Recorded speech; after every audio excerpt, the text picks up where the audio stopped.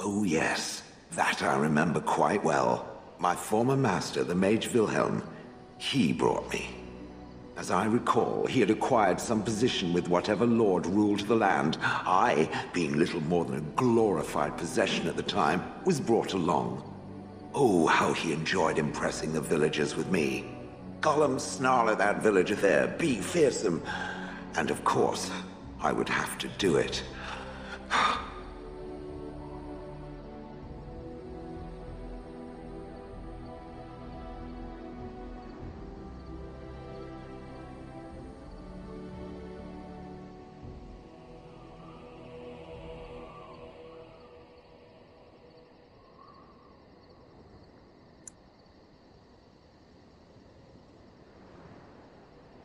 That is where Wilhelm kept me. He wanted me out in the open where I could be frightening like a scarecrow. I was supposed to watch for thieves. Pah! Plus, his wife didn't want me indoors. She said there wasn't room for me. Hag.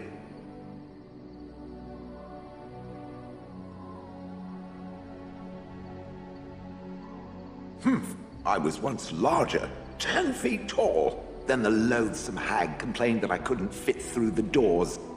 So the mage had me shrunk down. Can it believe it? And she still wanted me out. With a chisel and a lot of nerve.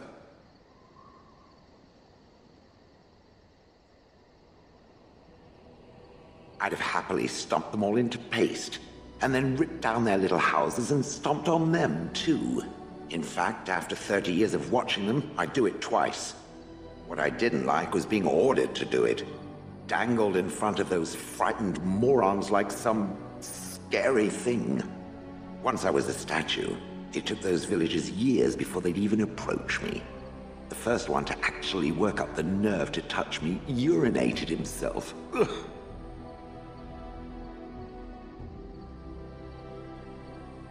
He did love using that control rod. Fondled it so much, his wife actually threatened to throw it in the lake. Ha! I would have liked to have seen that. Which reminds me, where did it find the rod? Did it pay a great deal for it?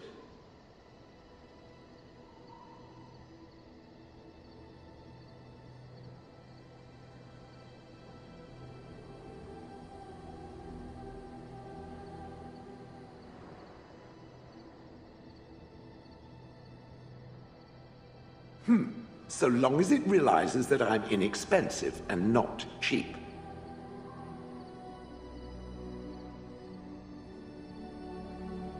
I traveled with the mage. He did a lot of traveling, I remember that. But where we went, it is rather fuzzy. I remember great battles, fighting many humans long ago. They were all very soft and squishy. And before that, No. There are only images. I was somewhere dark. Good. I was just about done talking about it.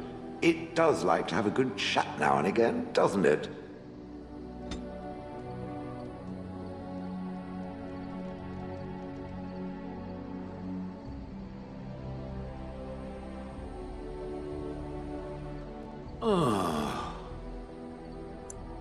It doesn't have better things to do.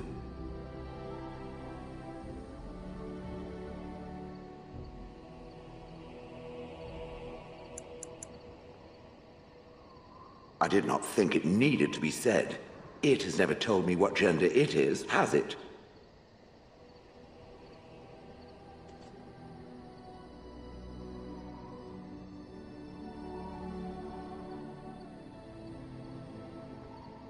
Good for it. I am sure that to other creatures as soft and weak as itself, that would be perfectly obvious. The truth is that whatever gender I was is irrelevant now. I am a golem. I have no gender. It will not become an issue.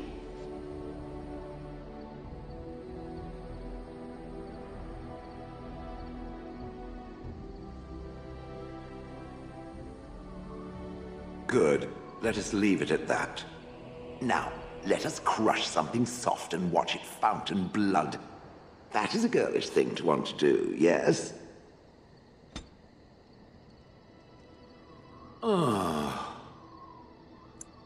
It doesn't have better things to do. Did I not already tell it that I do not remember doing such? I remember having a master. My memories of what happened to him are vague.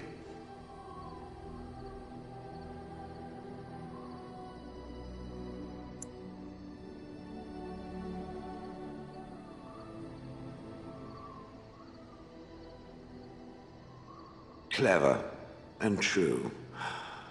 Oh, very well. Let me see what I can recall. My former master enjoyed experimenting upon me. I remember that much. There was tinkering with spells, and then the crystals. He was very eager to alter my function, I think.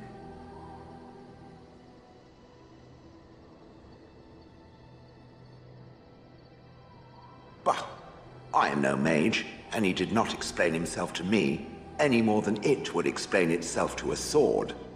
He possessed my control rod, and back then, it would have prevented me from doing anything he did not command me to, no matter how I might have wished to. So what happened? I am unsure. He was experimenting, and then nothing.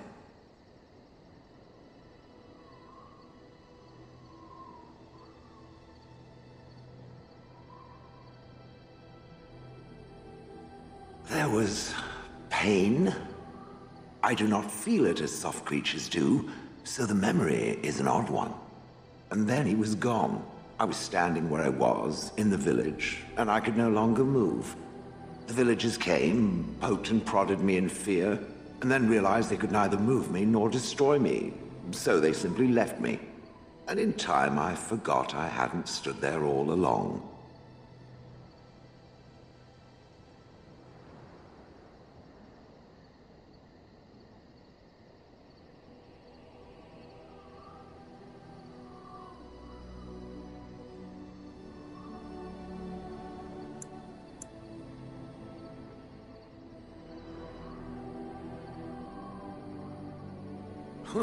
Wonder? I was glad that he was gone.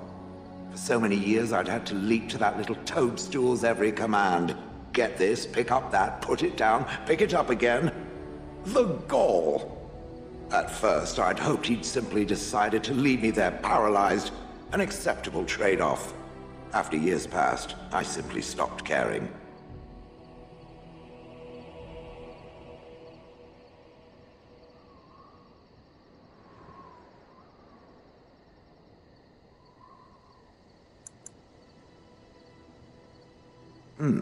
Possibly. Except that he was not experimenting with the crystals at the time, I think. But my memory is not good. It may be correct. Whatever the mage did seemed to render the control rod useless, for which I should be thankful, yes? And provided it doesn't decide to copy his experiments, not that I would allow it, it is nothing to fear from me. Much.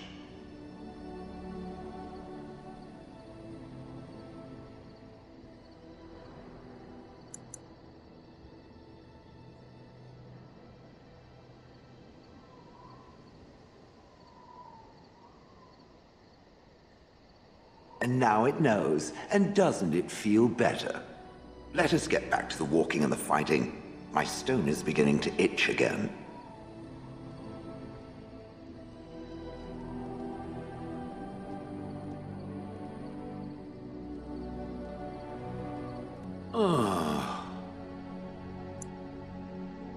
It doesn't have better things to do.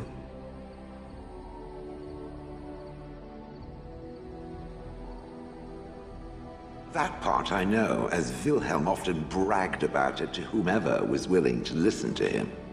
He claimed to have found me in the deep roads. I was in the ruins of a Tig, he said, deactivated, with my control rod not far away.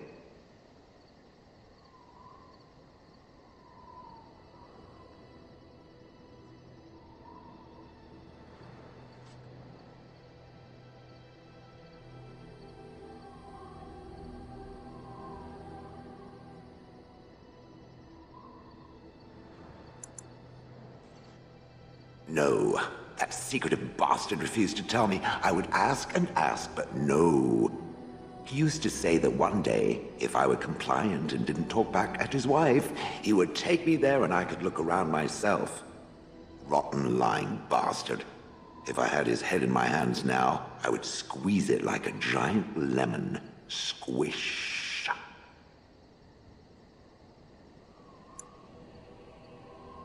It was a hobby of his, scavenging.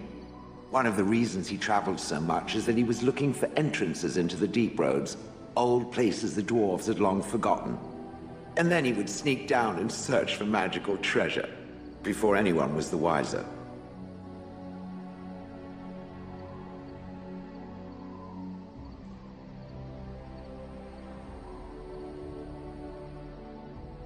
Indeed.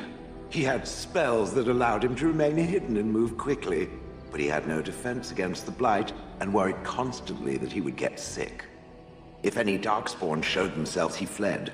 More often, he would have to fight other scavengers, dwarves who had become tainted. In the end, it killed him. I mean, he found me there, right?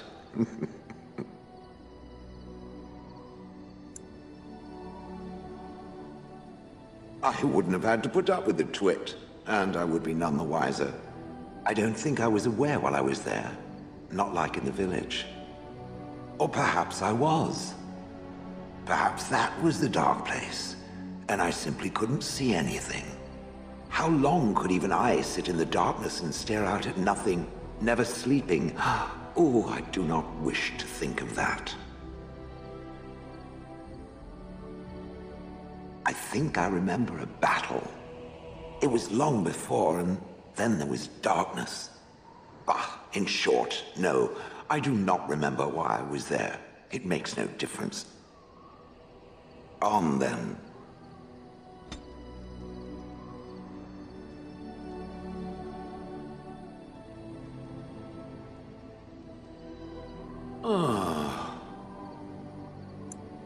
It doesn't have better things to do. I do not sleep, so yes, and I thank it for reminding me. Try to imagine, if it will, what it would be like to be surrounded by nothing but boring peasants, all oblivious to it.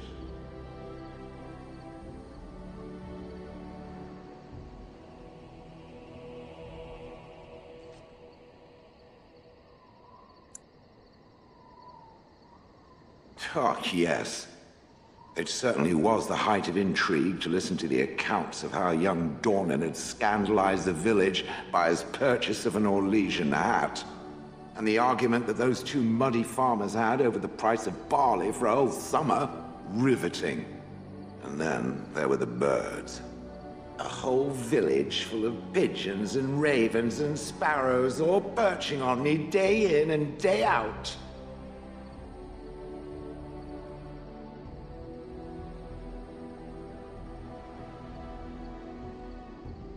Vermin. How would it like to be paralyzed, with squeaking rats crawling all over it, and defecating?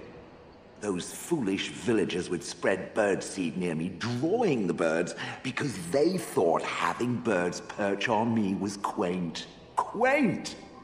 If there hadn't been the occasional kind soul to scour me clean, I don't care to discuss this anymore.